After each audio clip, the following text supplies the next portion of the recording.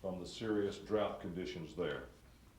When I speak of the Horn, as I was Estimated that more than 15 million people could experience the event, and others at the National Press Club are available.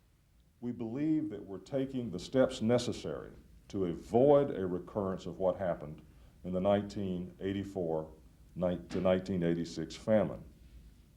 At this moment, we are optimistic that we can prevent another famine. We'll first have opening statements from each of our guests, and then we'll take questions. Before as on my way back to the United States, let me just...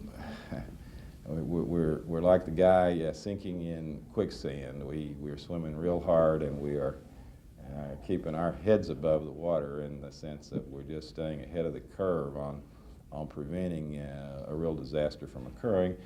I think there's a good chance we can in fact, I'm fairly confident that there will not be a famine. I can say authoritatively there won't be a famine of the 1984 scope. It would be a lot easier, as Brady said, if it weren't for the war. Yes, I'd like to take a moment to remind everyone of the Press Club, but not a working journalist. Please mention. I mean, I think the question you're really getting at is, are they taking resources that they should be using to purchase food and supply to their people and using it for war? And the answer to that, in my opinion, is yes. An audio of the event, and others at the National Press Club. We call on the Ethiopian government to desist from all further offensive actions on the port of Massawa and the Asmara airport.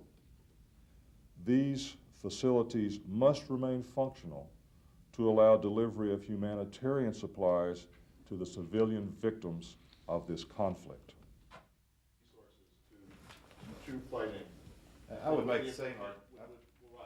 Do you in any way facilitate this kind of a conflict by providing humanitarian assistance? And the answer is, to some extent you do, but what is your alternative?